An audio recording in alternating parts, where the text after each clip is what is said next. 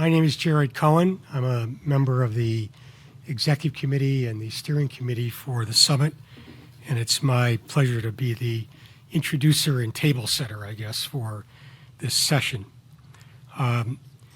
This session is called Towards a Comprehensive Framework, Global Counterterrorism Forum Initiative.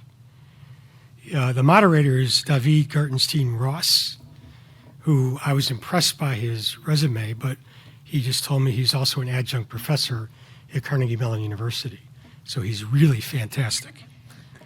He's founder and CEO of Valens Global, a private company that advises government agencies and corporations. He's a JD and a PhD and a very widely published individual on counterterrorism, very distinguished. We're very pleased to have him here as our moderator. David? Thank you so much for that introduction. And thank you all for joining us for this conversation. I hope that everyone here will feel free to take part. They've done away with the QR code system, and so if you want to be integrated, feel free to raise your hand and I'll loop you in. But what we're talking about today is moving toward a comprehensive framework for preventing, prosecuting, and countering racially and ethnically motivated violent extremism, or REMV. Now, in this context, we're looking at one specific initiative, but as I'll explain, I want to look a little bit more broadly beyond just the Global Counterterrorism Forum, or GCTF's initiative, and look at institution building and how we build frameworks across different stakeholders, across different countries, across perhaps different states here in the US. So as I said, this is anchored around a Global Counterterrorism Forum, a GCTF initiative. And it's an initiative that has been running for about a year. In fact, the final output, a toolkit, should be available, we believe, on Wednesday night. The impetus for this initiative is explained in a concept note that explained why the GCTF moved forward. And what the GCTF explained is that building upon existing GCTF outputs, the initiative's goal is to strengthen GCTF members and additional stakeholders' abilities to develop and implement counter-REMV strategies, policies, and programs that reflect relevant GCTF good practices and respect domestic and international law. We'll get in a moment, we'll get to what the GCTF is and why it's important as an institution-building matter. But first, I should specify that my company, Valens Global, was an implementing partner on this initiative, so we have some knowledge of helping to build it. I do want to make sure this isn't too self-indulgent, which is the reason why I'm focusing on really the question of frameworks. And the reason for that is that so much of actually making progress against the scourge of hatred that this conference is focused on is a process of building the right institutions. So we start our story with the Global Counterterrorism Forum itself, and I turn to Ian Moss, who has a really impressive background in government. He recently joined the State Department's Bureau for Counterterrorism as the Deputy Coordinator for Terrorism Prevention and Detention. He's also a Marine Corps veteran who served on active duty as a Spanish and Albanian language cryptologic linguist. And so, Ian, the GCTF is a really interesting initiative. It's a really interesting institution. And state was instrumental to moving this forward as something that could build common policies and toolkits and good practices across countries. So why don't we start there, about the GCTF itself, to anchor our story? Sure. As you mentioned, thank you, David, and thank you to everyone who's here and tuning in from afar. Indeed, the GCTF has long been supported by the U.S. Department of State, and indeed we helped to launch it and create it. And the REMV toolkit, for example, that will be released publicly later this week, is a prime example of the type of collaborative approach that we've sought to take in partnership with our partners and allies to try to create sustainable frameworks to address some of the more vexing questions related to violent extremism, including issues that we might characterize as more novel, despite the fact that we genuinely appreciate that the issue that we're here to talk about today has been around in various forms for quite some time, just that it is rearing its head in a way and presenting itself as an even greater threat that demands all of our attention. Working through multilateral organizations and entities like the GCTF is critical to the State Department's approach to addressing these threats.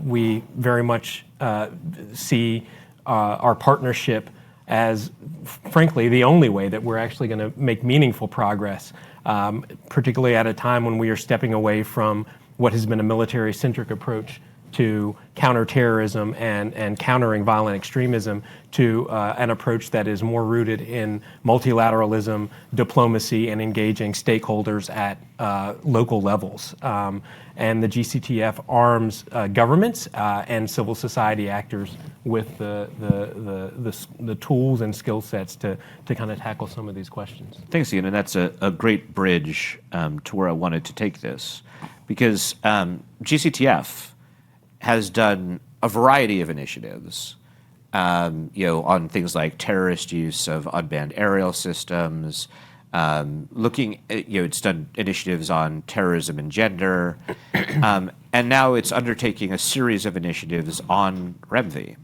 And so this is a good bridge to Elizabeth Newman, who is just legendary in these circles. She is the Chief Strategy Officer for Moonshot. She was recently the Assistant Secretary for Counterterrorism and Threat Prevention at DHS, where I had the honor of getting to know her and working with her on one project that was of import to both of us, the DHS Strategic Framework that was published in 2019. So the question I have for you, Elizabeth, is what's different in the context of racially and ethnically motivated violent extremism? It's a great question, David. I've spent 20 years in the Homeland Security enterprise, worked at the White House shortly after 9/11 on the domestic counterterrorism team. And when, after a short stint away, I came back into government in 2017, the focus was still on ISIS, but very quickly it became evident that we were dealing with two problems. We had still ISIS to defeat, but a growing white supremacist extremist problem, anti-government extremist problem that, thanks to evidence by groups like CSIS, ADL, and others, we really started to see like the data was showing we actually had a really prevalent problem. And since we had been so focused on ISIS, so focused overseas, we kind of missed it.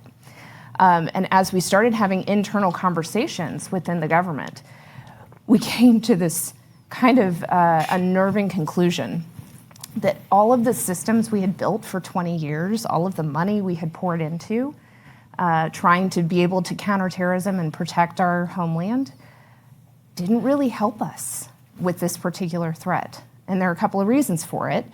But in particular, and there's some parallels, I should say, that there are some changes in the way that ISIS was conducting its recruitment and its radicalization that we see also prevalent in REMV circles. But if you were to think about the tools, the way that the government counters ISIS and al-Qaeda, the tip of the spear was the military and the intelligence apparatus. You cannot use the military and the intelligence community inside the United States. So when we start thinking about how do we tackle this problem, we kind of had to start from scratch and rethink and better understand the problem, which the government really did not. So it was starting with what is the problem? And very quickly you come to the conclusion that the tip of the spear, the way in which you counter this, is actually civil society. That doesn't mean that government can't and shouldn't be a part of the solution, but the government tools, there are some severe limitations which we can get into, but there's some severe limitations with government trying to do the intervention work, government trying to do the primary prevention and the secondary prevention. Tertiary prevention, you've crossed a criminal threshold. We have the best law enforcement in the world, in this country. And absolutely, let's use the criminal justice system to address people that have crossed that criminal threshold. But what we were trying to do was try to prevent people from crossing that criminal threshold, in large part because what the FBI calls the flash to bang was so quick. It's actually rather difficult for law enforcement to detect and interdict before the attack, the bang. So we knew with the way that the attacks were occurring, how quickly people were radicalizing, how quickly they were mobilizing to violence. We needed to be doing more upstream, but that doing more upstream is really hard for law enforcement to do, rightly so for a bunch of constitutional reasons. And so you more and more start to realize that the solution sets, the tip of that spear, is going to be civil society. So to integrate in next, Heidi Beirich, who also is extraordinarily well regarded within this field. She is the co-founder of the Global Project Against Hate and Extremism, and did some really groundbreaking work for the Southern Poverty Law Center, where she was the former Intelligence Project Director. Those of you who are working in secondary sources, you'll come across Heidi's work, and you'll find it extremely valuable. So I want to integrate you in from a practitioner's perspective. We still haven't gotten to the story of the toolkit, but we'll get there with Varsha in a moment. But you and I were talking about the gaps that you see. And so Elizabeth has spoken to some of the gaps she sees and how REMV is different. When you're looking at it as a practitioner and you're saying, okay, there's this growing storm and it's raining down and the rains are becoming more powerful. What are we missing in terms of providing adequate shelter for people from this storm that's coming down? Well, thanks for the kind introduction, David. I appreciate it. And allowing me to be a part of working on the toolkit. I'm going to react a little bit to what Elizabeth said because it is a different universe dealing with this problem, like a radically different universe. And there are like multiple civil society aspects to this. When I was talking to David about this panel on Friday and sort of multi-stakeholder engagements to address the problems of REMVs and other kinds of extremism, I think in some ways it's the only way to deal with this problem because of constitutional reasons, the complexity of the problem, and so on. So the toolkit, which you're going to talk about in a second and I won't talk about, is reminiscent to me of a different kind of effort, which is the Christchurch Call Advisory Network, which is it involves government, the tech companies, and civil society. So it was an idea that was proposed by Jacinda Ardern after the horrible Christchurch attacks in 2019, and she and the French President Macron wrote this series of commitments for the tech companies, basically. It's called the Christchurch Call, and then developed a framework out of that. And it's all voluntary, right, and multilateral, but it's actually creating quite an institution to deal with terrorist activity of all sorts, including REMVs, in the online space. And it's made a difference in a short period of time where the tech companies have actually changed their positions. The GIFCT, which you people have all seen Nick Rasmussen speak, came out as part of this. And it's probably, I'm not saying this is perfect, right? But it's kind of amazing to bring, 30, 40, 50 governments together with civil society and so on to take on this complicated thing and create an institution, as you said, David, to address that. And I think it's going to take a lot more of this for the REMV problem. There is international intelligence sharing that's kind of akin to the battle against Islamic extremism, but outside of the U.S. borders, right? But in many other ways, it's going to take voluntary efforts to deal with it. So there's the tech issue. We've heard a lot about prevention efforts and the government's grants for prevention efforts. I think of that as like another stream, right, that's going to need to really be built and didn't really exist in the United States until recently. So those are some of the things I think about when I think of confronting this threat. And just one last thing, I think this has to be a bit of a long-term issue, right? This problem with REMVs is essentially indigenous to our culture.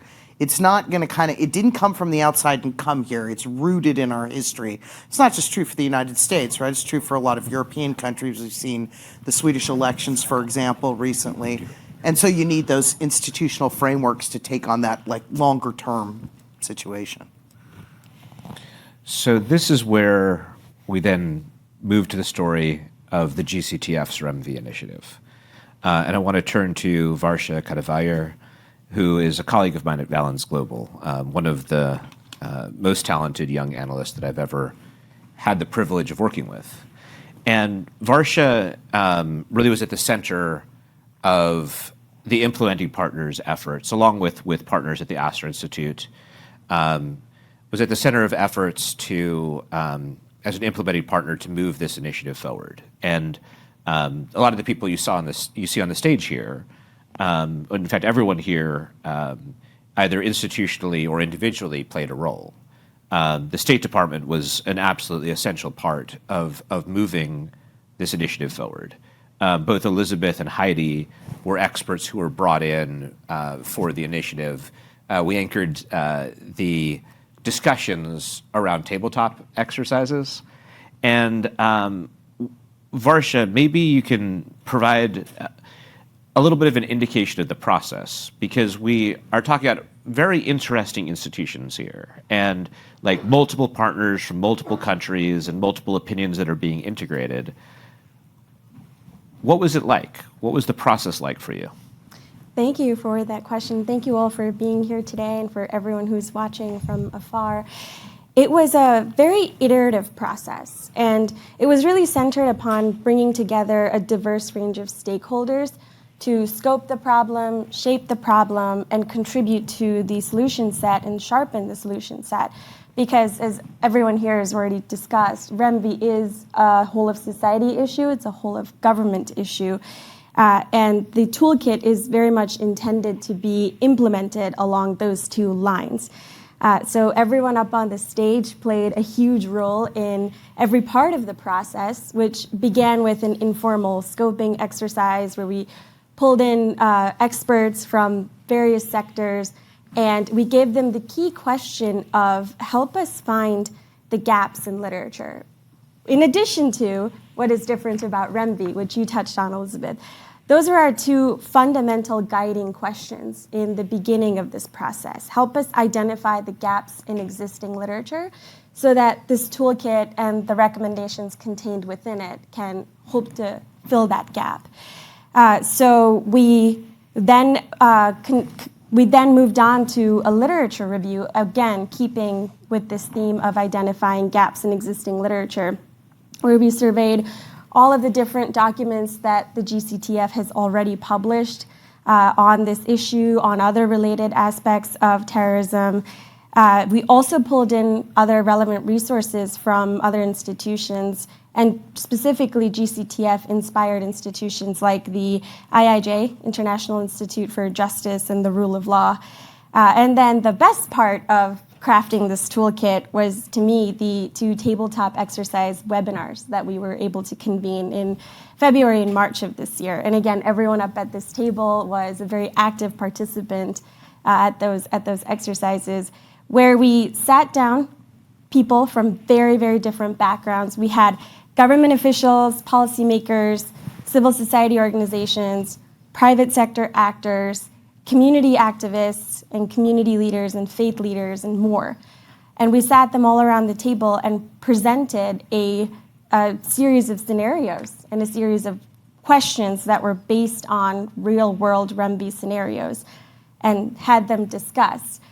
The process of those discussions then crystallized into what you see in the toolkit. So it was a very iterative process, like I mentioned earlier, very consensus-based, in keeping with the theme, scope, and work of the GCTF. And what we did was sit back, see what everyone was saying to each other, see the questions people were identifying, see the solutions people were offering, and pulling all of those themes together to weave in to a set of recommendations that we hope can be implemented through all levels of government and all levels of society. So that's a brief glimpse into how we were able to pull this forthcoming document together. and we'll get a little bit more of a glimpse shortly. But first, I want to turn back to Elizabeth. For a lot of GCTF initiatives and other work in the counterterrorism field, there's often the assumption that the U.S. is the gold standard. And there are many areas where the U.S. has much more well-developed systems. If you look at watch listing, if you look at terrorism finance regimes, including the ability to have judicial review, the U.S. often has a lot to teach. But there are, as everyone in this room knows, a lot of areas where the U.S. has a lot to learn. And Elizabeth, you talked about prevention and how prevention is one of those key areas of difference for REMV versus other forms of violent extremism. When you look globally, what is it that you think the U.S. could learn from other countries in the prevention sphere? What kind of policies do you think other countries might teach us would be worthwhile domestically? So the U.S. was very slow to adopt any sort of approach to countering violent extremism. Our partners in Europe, by necessity, also their laws, their constitution's a little bit different than ours, were willing to lean in and try different things. And the benefit to us is we can learn from their mistakes and their successes. The downside is that, in my personal opinion, we're about 10 years behind where we should be by this point. We've been having conversations around the concept of prevention nationally at a federal level since 2011. And yet the budget, the infrastructure, the programs are still very nascent and very much in pilot phase, if you will. So we have some success stories. We can point to Colorado. We can say that over a 3-year period, they've had interventions for 1,000 people, 100 of which, so 10% of their interventions were related to an ideologically motivated violence. So it could be overseas international related terrorism or the REMV variety. So they kind of don't, they didn't break down the categorization any more than that. But the point is, 1,000 people got help, and 1,000 people didn't have to be intervened with through the criminal justice system. So we know it works, and it just hasn't been scaled. And some of that is the product of our system and changing administrations, Congress, who is very difficult to work with sometimes. But also, I don't know that we took the threat as seriously as we should have, as early as we should have. If you look at Germany, they have committed to spending $1 billion, that's a billion with a B, to just focus on racism and preventing REMV violent extremism. And that's over like a 3-year period. In the United States, back in 2016, so before the current moment where we have 40% of American adults saying that political violence might be necessary, which is just mind-boggling as a counterterrorism professional to think that 40% of our population thinks that violence is a good idea. So 2016, you have the HSAC, the Homeland Security Advisory Council, so that's an advisory council to the Department of Homeland Security. They recommended that the grants that we were giving for prevention out of DHS should be $100 million. Okay, so remember that number. The Washington Institute for Near East Policy said that countering violent extremism programs at the U.S. government level were drastically underfunded across the board. CSIS had a commission that recommended about $1 billion needed to be spent internationally and domestically. I believe that came out around 2018. And then when I was at DHS, we asked RAND to study this for us. What's the right level of spending? What do we need to be doing? And they were looking more specifically just at DHS. And they had a couple of different numbers, but their mean was around $290 million just around DHS spending. Now, if I don't remember off the top of my head, but the amount of money that we have spent militarily And on our intelligence systems, and actually some of those numbers are even classified, it's easy to say trillions of dollars have been spent over the last 20 years to defeat ISIS and Al-Qaeda. Today, the Department of Homeland Security is spending $30 million. Now, that is better than zero, and there's a lot of good that's being done with $30 million. It has been $30 million for 3 years.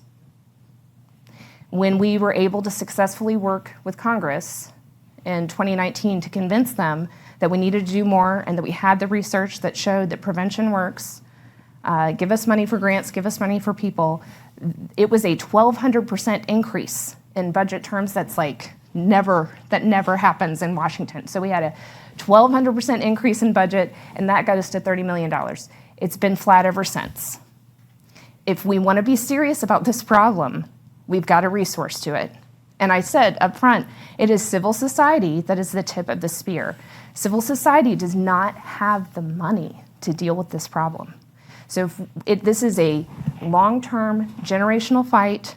We have to build out the capabilities of the clinical side, the clinician side, the psychosocial support systems that are necessary, the civil society programs that are necessary, and the government's role is to do things like build frameworks to tell us what works, what doesn't, invest in research. We want to be evidence-based in what we're doing.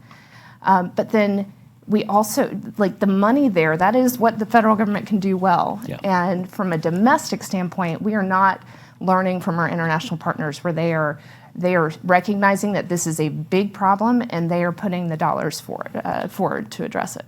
And I integrated Elizabeth with the question of what do we have to learn? Because fundamentally, a document like this, a toolkit, or as the GCTF sometimes produces, a good practices document, is fundamentally a voluntary document.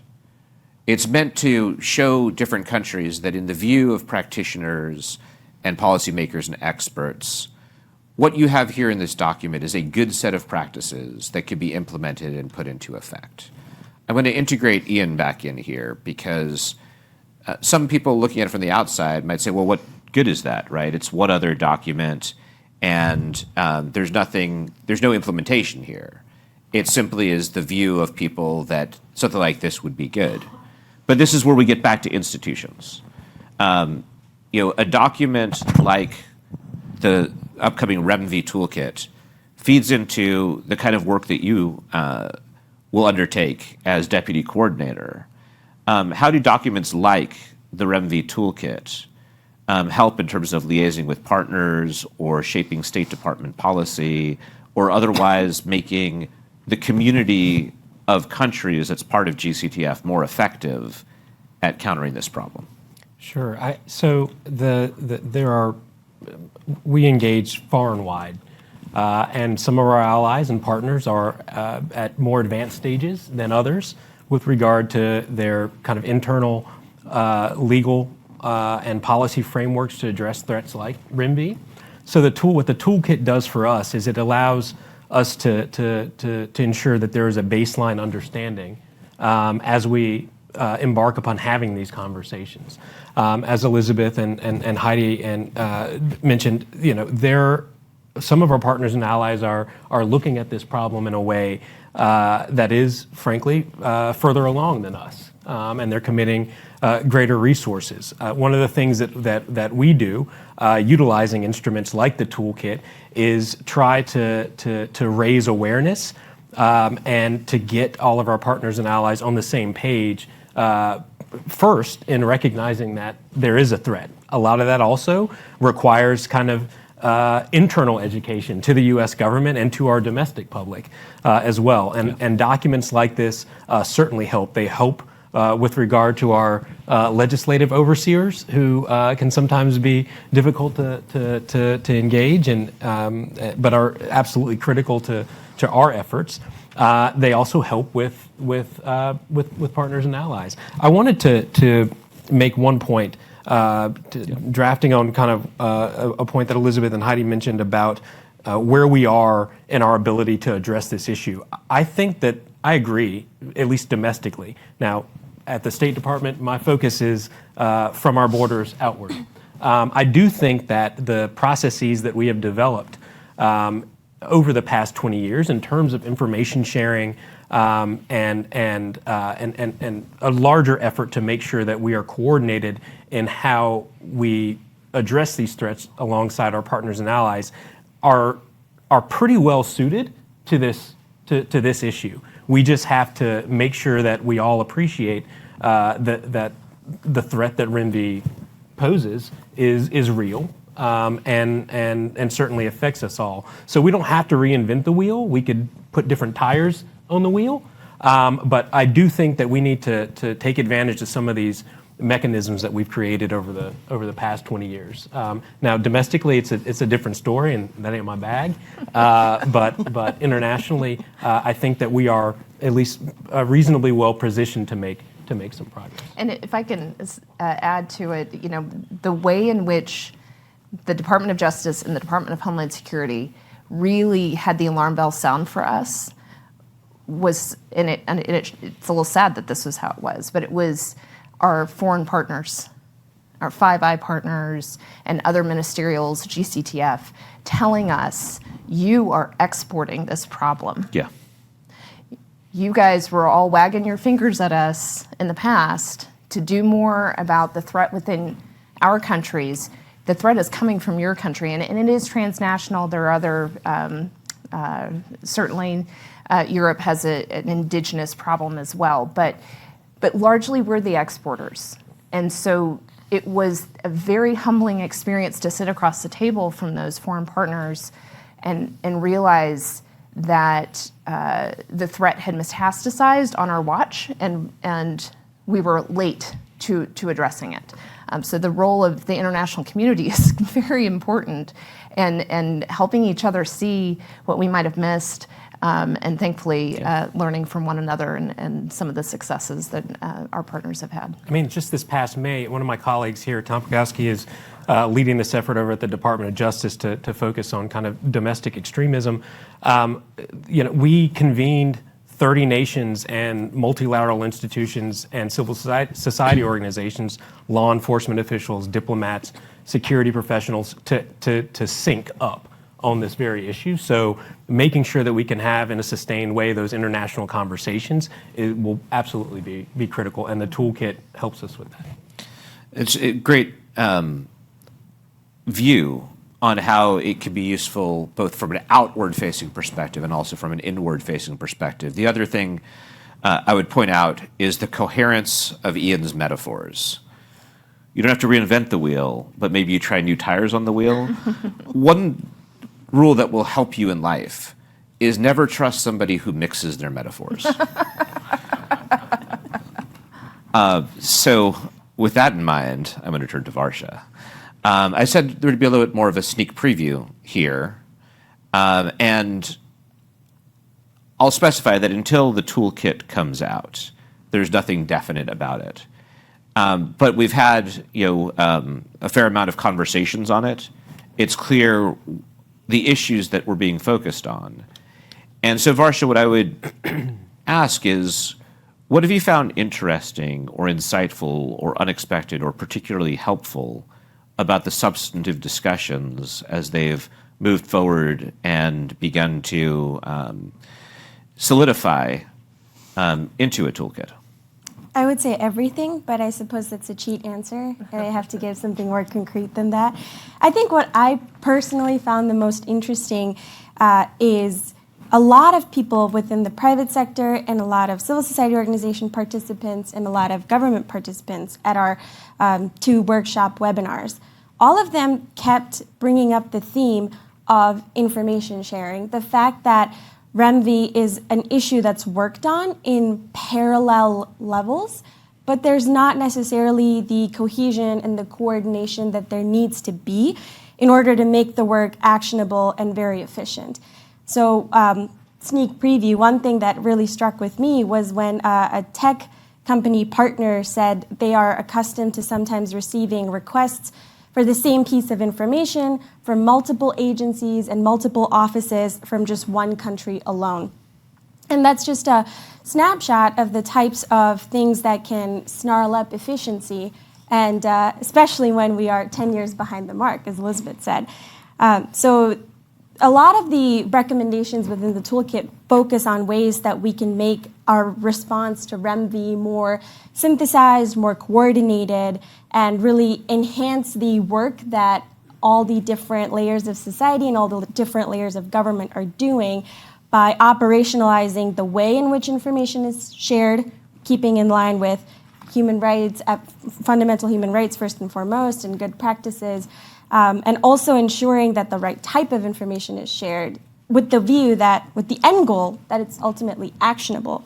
And I would also be remiss if I didn't say that all these interesting, amazing findings we've got from the toolkit, it's all due to the incredible vision and guidance that we've had from the two initiative leads who've led this initiative from start to finish, the US and Norway. The US State Department and Norway's Ministry of Foreign Affairs, they're without their vision and guidance, I think the document would look very different. And likewise with our partners at the Asser Institute at the University of Amsterdam. I think it's really been the coordinated leadership and the coordinated synthesized communication of everyone involved in this toolkit that we've been able to produce this document. And I bring up coordination because that's ultimately, I think, one of the key goals and aims of our toolkit is to enhance and standardize the way in which the global response to prevent, counter, disrupt, deter, and counteract REMV is conducted. You mentioned the co-leads, both the U.S. State Department and Norway. And the State Department in particular has been very enthusiastic about something that is procedurally very different about this initiative than past GCTF initiatives. Heidi, I'm going to integrate you in with respect to games, which you and I have talked about a lot. But to explain a little bit what State was supportive of, is past GCTF initiatives are often presentations, right? There will be experts who come and present, and there sometimes are people who will comment and the like. And the idea came up during this initiative, can't we make it more democratic? Rather than anchoring an initiative around expert presentations and comments on those presentations, the idea behind this one was you turn it into a game. You have a fictional country which needs to deal with REMV issues. Scenarios are presented. The scenarios all get at real problems that are being confronted across multiple countries. But this is a gamified process where everyone at the table has a voice that goes into the ultimate toolkit. And Heidi and I have a bond on games. Valen's run some war games, and she's really enjoyed it. One that we put together on white supremacist violence, and added so much to it with the students she was interacting with. But since it's something that you obviously take to, I'd like you to speak to, as a participant, the difference between games being used as the center versus other modes of engagement. Well, I mean, my experience with the war game, which I thought was amazing, was that it, as opposed to when you have typical like presentations with people, right, and they're, you know, even some of the stuff we did around the toolkit, right, people are saying this is the scenario I see, or these are my major concerns, this has to be addressed this way. With the war game, you have to think through and buy into your decision fully. And then the world changes based on the decision that you made. So it's more like you're enacting what's going to happen as opposed to just providing advice about something. And that's what I thought was actually powerful about it. Plus, it has a certain also game theory aspect to it because you have multiple players at the same time with different kinds of outcomes, right? Cooperation versus conflict and so on. I found that extremely useful. I'll just tell you all that the particular game that I was involved in predicted the Canadian convoy that took over Ottawa, which I thought was really, really interesting because just based on pieces and bits of data of what had been happening with REMVs, essentially, there was an element to the game that was very similar to that. And that just shows you that it also has a bit of a predictive ability right at the end of the day. Thanks for that. And sometimes when things in our games come out in the headlines, it's always the wargaming team kind of freaks out a little bit. But it happens more than one might think. But I want to turn then, in part because I want to make sure we're on schedule, I want to turn then to a lightning round. Because we're thinking about creation of a model, right? Creation of a framework where there are definitive recommendations that can be implemented across institutions, whether countries or the private sector or other institutions. If there were one area you would put your finger on that people should be thinking about with respect to a good practice that should be central to a toolkit, what would that be? And we'll just go down in order, starting with Ian, ending with Heidi, which means the most pressure is on Heidi because she has the most time. I'll just steal someone else's idea. I would say, David, I will certainly keep thinking, but off the top of my head, I just thinking about what has been critical and in part missing, I think, to our ability to most effectively address this threat. I would say information sharing, appreciating that we still have some distance to go in refining our respective approaches. And again, they're context dependent. What works in the US is not necessarily going to work in Bosnia or work in Norway. But in order to assess where we are, we need to know what our partners know and vice versa. We need that information, one, because in some instances we can act on it, but without that information we can't refine. So information sharing for me. You know, I did information sharing for like 15 years, so it's like, it's a little scary of a term. I'm going to go with resources. Whether it's the framework that hopefully comes out tomorrow or the strategic framework that David and I worked on for preventing terrorism and targeted violence that's been around since 2019. And every other government strategy I have ever been involved with in 20 years, and there's a lot since Homeland Security is a new field. There was a lot of doctrine, there was a lot of policy that I've been involved with. If you do not follow up with a budget and holding people accountable, it doesn't happen. It's just shelfware. So you need to pick somebody who's in charge. You need to hold them accountable, and you need to make sure they have the resources they need to execute. And I think in this particular instance, while the feds can do some, this really is kind of something that needs to be driven at a state and local level. So we really need governors to step up. And feds can help with budget and expertise and research. But we really need the governors to step up and decide that their state is going to build out the capabilities to be able to prevent the violence and provide support to the various parts of that multidisciplinary approach to prevention to make sure that they have the resources they need. Like I said, generational, long-term solutions, but we are 10 years behind. We need to get started and treating it with the urgency that we treat other national security threats. I would say expertise sharing, and this is specifically built out of another snapshot into the toolkit, but one participant shared at the workshops how sometimes tech companies face capacity issues, particularly with REMV, which is a newer field. The people that are looking at what's being posted in content might not have the same depth of knowledge about symbols or slogans or lingo. And then there are others within government or within civil society and elsewhere that do have that knowledge. So I think expertise sharing would be really important in any toolkit, particularly within REMV. And fora like GCTF, I think, are really strong at providing an arena where we can learn from one another and learn with one another. Well, you guys make it hard then. This is all very Say resources. resources. As Elizabeth said, resources. Actually, my biggest concern is that the effort that's now up and going, and that could be improved in all the ways that you all have talked about, that it actually survives.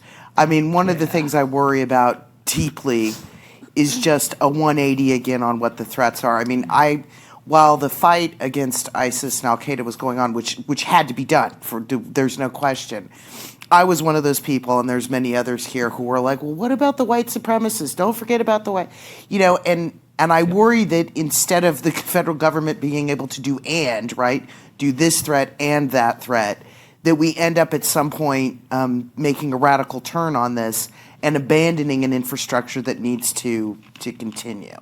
And so I look at something like the toolkit and other best practices and hope that they allow us to sustain, which also needs the information sharing, the resources. Yep. I put a little plug into, I think states should designate more, equivalents of the Russian imperial movement and some other techniques like that. But Amen. But I do worry about that, and I worry that it could all just sort of fall apart because of some, other tragedy comes along or politics.